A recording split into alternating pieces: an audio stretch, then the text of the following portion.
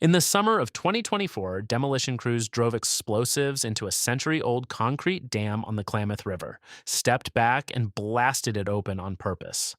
They weren't clearing it for a bigger one. They weren't making way for a road or a reservoir.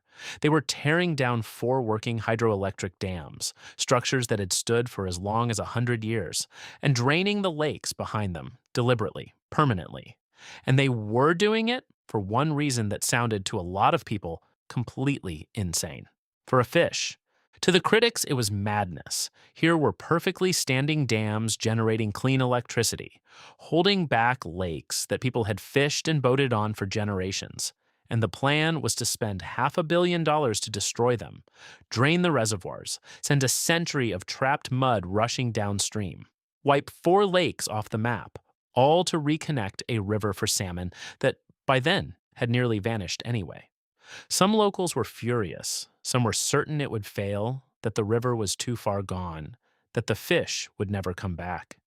And then, less than 2 weeks after the last dam came down, biologists hiked up a small creek high in the mountains, water that no salmon had been able to reach since 1912, and found a pair of Chinook salmon digging a nest in the gravel. They had come home on their own, no trucks, no stocking, no human hand guiding them. They had swum more than 230 miles in from the Pacific Ocean, past the rubble of four demolished dams, into a stretch of river their species hadn't touched in more than a century, and they were already spawning. The scientists who had spent their entire lives fighting for this moment stood there in something close to disbelief. To understand how tearing down a dam could bring a river back to life in a matter of days, and why anyone thought destroying four of them was worth it, you have to understand what those dams did to this river in the first place. This is the Klamath River. It runs about 257 miles from the high desert of southern Oregon, down through the redwood country of northern California, and out to the Pacific. And once, it was one of the greatest salmon rivers on the continent, the third largest salmon producer on the entire West Coast. To understand why, you have to understand what a salmon actually is. A salmon is born in a freshwater stream, swims out to spend its adult life in the ocean, and then, driven by an instinct we still don't fully understand, fights its way back to the exact stretch of river where it hatched to spawn the next generation and die. It's one of the most remarkable navigation feats in the animal kingdom.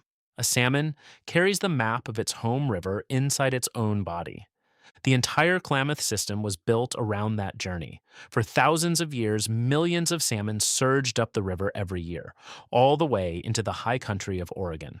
They fed the people of the basin, the Yurok, the Karuk, the Klamath, the Hoopa Valley tribes, for whom salmon weren't just food but the center of their culture and survival, and they fed the river itself.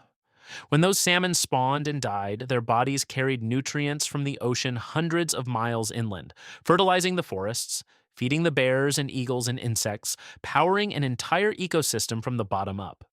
Then, starting in 1912, the walls went up. Over the next 50 years, a private power utility built four hydroelectric dams across the Klamath: Copco Number 1, Copco Number 2, J.C. Boyle, and finally, in 1962, the towering Iron Gate, the largest of them at 173 feet. They were built for one purpose: electricity. And they were built with a fatal omission. Not one of them had a way for fish to get past it. No fish ladder, no passage, nothing. The moment those dams closed, the salmon's map became useless. The fish would arrive from the ocean, driven by that ancient instinct, and slam into a wall they could not climb. Behind that wall lay more than 400 miles of cold, clean spawning habitat, the high mountain streams the salmon had used for millennia. And they could no longer reach a foot of it. The collapse was inexorable. Cut off from most of their spawning grounds, salmon populations crashed. Two entire runs were wiped out completely. The others fell to less than 5% of their historic numbers. And the dams did more than block the fish. The reservoirs behind them turned the cold, fast river into warm, still ponds. And that warm, stagnant water bred thick blooms of toxic algae that poisoned what was left downstream. The river that had fed a basin for thousands of years was being strangled by four walls and the dead water behind them. For decades, the response was to manage around the dams, build hatcheries to pump out fish artificially, negotiate how much water got released, fight it out in court year after year, treat the symptoms, and never touch the cause. And in September of 2002, that whole approach collapsed in the most horrifying way imaginable. It was a drought year. Upstream, water that should have flowed down the river was diverted to farms in the upper basin. The river dropped to one of the lowest late summer flows on record. And it happened to coincide with a huge run of salmon pushing in from the ocean to spawn. Tens of thousands of fish crowded into a river that was too low, too slow, and too warm. In that hot, crowded, sluggish water, disease exploded, gill-rotting pathogens tearing through the packed fish. And the salmon began to die. Not after spawning, before. They died by the tens of thousands in the lower river, their bodies washing up and rotting along 30 miles of bank. The official count was more than 34,000 adult salmon. Later analysis concluded the real number was likely double that. It remains the largest salmon kill in the history of the American West. For the Yurok people, who watched the river fill with the rotting bodies of the fish their entire culture was built around, it was a catastrophe and a turning point. The message was impossible to ignore. Managing around the dams had failed, hatcheries had failed, negotiated flows had failed. The river was dying, and every band-aid they'd tried had only delayed the funeral. The problem was never the flows or the hatcheries or the lawsuits. The problem was the walls. And so a coalition of tribes drew a line and committed to something that had never been attempted at this scale, not managing the dams, not modernizing them, removing them, all of them. Here's the realization at the heart of this entire story. You cannot out-engineer a severed connection. For 100 years, the strategy had been to add things, add hatcheries, add fish trucks, add water releases, to compensate for the barrier. But you can't compensate for a wall. A salmon, hardwired to swim home, does not need more hatcheries. It needs the door unlocked. And the dams were the locked door. Think of it this way. The dams hadn't poisoned the salmon's instinct.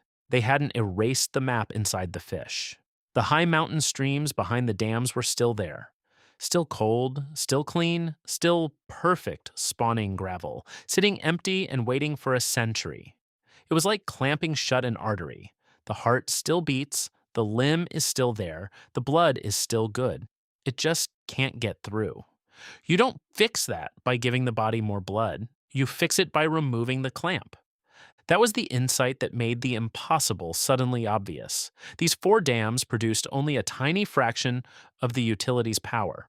Bringing them up to modern fish passage standards would have cost more than simply tearing them down. The math that had protected them for a century had quietly flipped. There was no longer a good reason for the walls to exist, and every reason to take them away. It took more than 20 years of relentless, tribal-led fighting to get there. But in 2022, federal regulators finally approved the plan, and the dam's license was handed over for one purpose: demolition. The engineering was its own kind of marvel, not for what it built, but for what it undid. Starting in January of 2024, crews carefully drained the 4 reservoirs, releasing the water and letting a century of trapped sediment flush downstream. And as those lakes emptied, something extraordinary surfaced. Beneath the drained reservoirs, hidden under decades of mud, lay the river's original channel, the exact path it had carved before the dams ever existed. Surveys revealed it, and the river, freed at last, simply flowed back into its own ancient course as if it had been waiting the whole time. Crews spread native seed across the thousands of acres of exposed lake bed, and the bare ground began to green over. They didn't rebuild the river, they got out of its way, and the river remembered exactly where it used to go.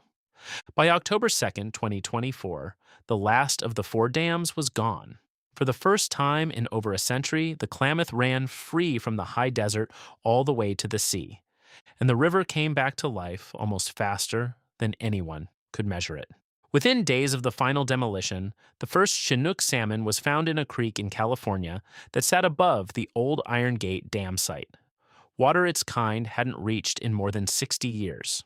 Then, on October 16th, biologists spotted a fall Chinook in a tributary up in Oregon, above the site of all 4 former dams. That fish had not been able to reach Oregon since 1912.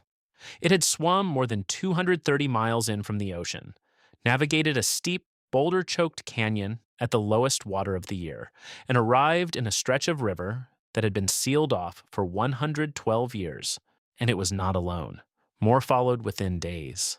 By November, Chinook were spawning in streams above all four former dam sites in numbers that genuinely astonished the biologists tracking them.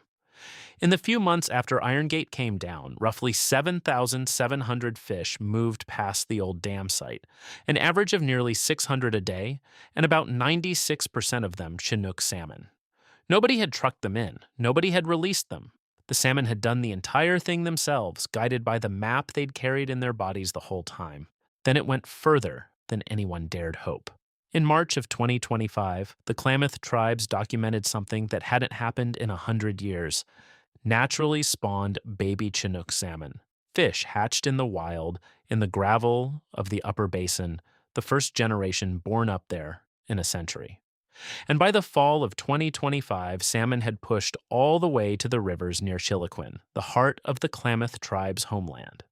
Water they had been locked out of for 115 years. As one tribal leader marveled, after more than a century away, the fish still carried the directions home inside them. And the salmon were only the first domino. 1 year after the dams came down, scientists described the whole ecosystem as booming. Bald eagles overhead, bears, otters, beavers, and ospreys returning to the banks. As the salmon spawned and died upstream, they began doing what they'd done for millennia, carrying ocean nutrients deep inland, feeding the forest and everything in it. The same engine that had been switched off for a century roared back on. Connection restored, the salmon returned. The salmon returned, the nutrients returned. The nutrients returned, and the whole living river followed. Step back and look at what actually happened here. The largest dam removal in the history of the world. 4 dams, $500 million, 420 miles of river reopened. And the thing that brought the river back to life wasn't something anyone added. It was something we finally took away. That's what makes this story different from almost every other comeback. Usually, healing a broken landscape means building something, planting something, introducing something, adding a missing piece. The Klamath needed the opposite. For 100 years, we believed that saving these salmon meant doing more.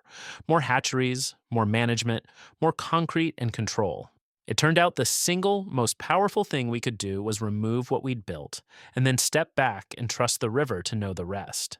Because it did know. The salmon never forgot the way home. The cold streams never stopped waiting. The river remembered its own ancient channel under a century of mud. None of it had to be recreated. It had only been locked behind 4 walls. And the moment we opened the door, life came pouring back through it within days. Sometimes the most powerful act of engineering isn't building something new. Sometimes it's having the courage to tear down what should never have been there and let a river find its own way home. This is Earthturn, the engineering behind nature's greatest comebacks. If you haven't seen how a single afternoon with a few gophers brought a dead volcano back to life, that one's on the channel now. Subscribe and watch the world come back to life.